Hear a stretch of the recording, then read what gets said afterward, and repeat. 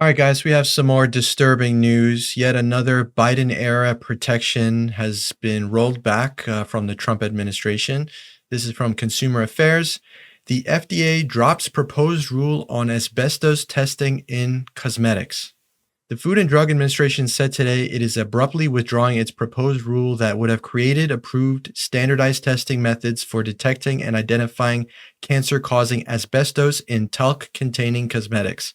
The rule was required under Modernization of Cosmetics Regulation Act of 2022, which directed the agency to modernize oversight of personal care products.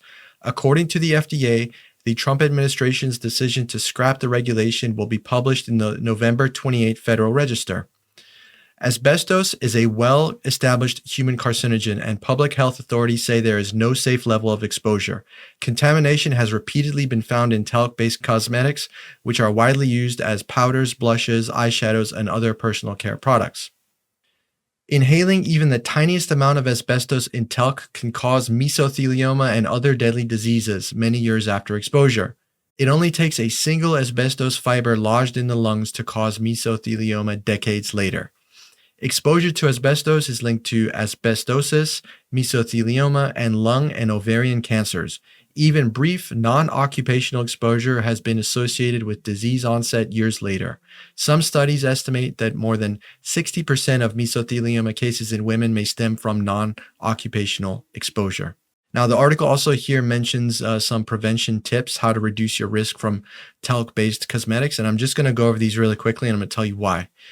Choose talc-free products whenever possible. Treat natural claims with caution. Avoid loose powders, especially for children. Check brand testing disclosures. Be wary of older products. Don't rely on color or texture. Avoid using talc near the mouth or nose. And follow recalls and advisories. Now, unfortunately, we need to go over, safety tips and regulations and warnings like that because the government isn't going to do it for us. As we see here, the Trump administration is rolling back another Biden era protection of consumers, and which is ironic because half of Trump's campaign was the MAHA movement, Make America Healthy Again, led by RFK Jr. And Mike, this doesn't quite sound like something that's going to make America healthy again. What are your thoughts? Not at all. It's definitely putting a lot of people at risk. This reminds me of a New York Times article that I saw about this exact thing earlier this week, which I just want to remind people that an important tidbit from that I saw was Johnson & Johnson apparently in 2020 used talcum-based baby powder, and they took it completely off the market because they started getting litigation and reports that indicated that the company was well aware and knew about the asbestos risk. So even though this FDA rule that's being rescinded now is only for cosmetics, apparently it's for food testing and drug testing. That kind of thing will still hopefully happen. But like you were reading, even just the tiniest fiber, that can cause cancers and mesothelioma like decades later. And that statistic that you read at the end there, where apparently, I guess it was 60% of women have non-occupational exposure. Those numbers are only going to go up without this. Yeah, and this just seems like another sign of, in some twisted way, the rich kind of siphoning money from the poor. This is deregulation of corporations. So deregulation means that they can make more money. I mean, that's the bottom line. And it's just sad that the ones that have to pay are the people who use these products, which is everyday Americans. Usually it's the cheaper products that get hit the hardest by these deregulations because they're trying to maximize those small, tiny profit margins. And while the rich are bankrolling their accounts, people are getting sick. They're dying, if not immediately, decades later.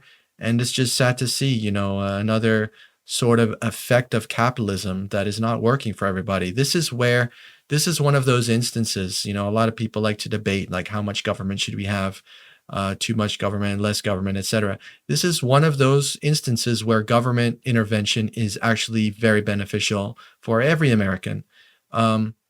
We can have debates about how much government involvement should be in your school, in your work, in your this, in your that. But when it comes to protecting consumers from things that cause them to die, the government can play a very important and critical role in that. And here we have the Trump administration and Republicans rolling back something that the Biden administration put forth a couple years ago. And it's just really sad to see.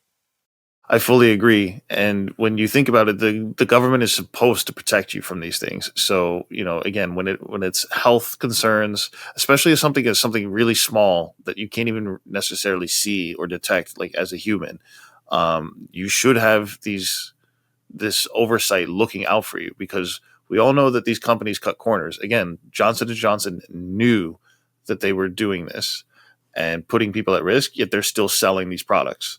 It's also interesting that you bring up how this pertains mostly to American capitalism and whatnot, because Europe has a completely different view on this. And in fact, in the article that I was reading from the New York Times, it had also mentioned that the European Union was seeking to 100% ban talc-based cosmetics in 2027. So even if these companies use these asbestos ingredients, and they, whether or not they screen for them or whatever, however cautious they are, it doesn't matter. The point is, by cutting these corners and putting people at risk, it might work here in America, but Europe is already protecting their citizens. They're looking to completely ban this, so it's not even a problem. And this is just one more area where I feel like, as America, we should be leading this charge, yet we're behind once again.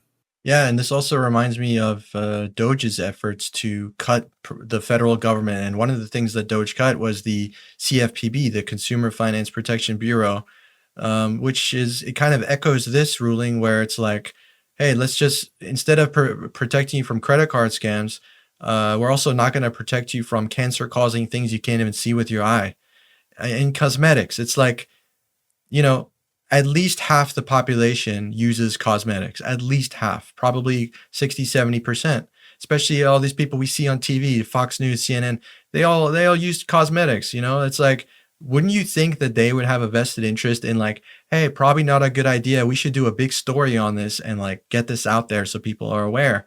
But we don't hear a peep from this in mainstream media. So that's why we're talking about it here. And if there's any updates to follow up with you guys on with this story, we'll keep you posted. But man, this is one of those dark stories that it's not enjoyable to hear about and to learn about, but it's important to know. And if you're out there using and buying cosmetics, keep an eye out for these tips, and we'll keep you posted next time.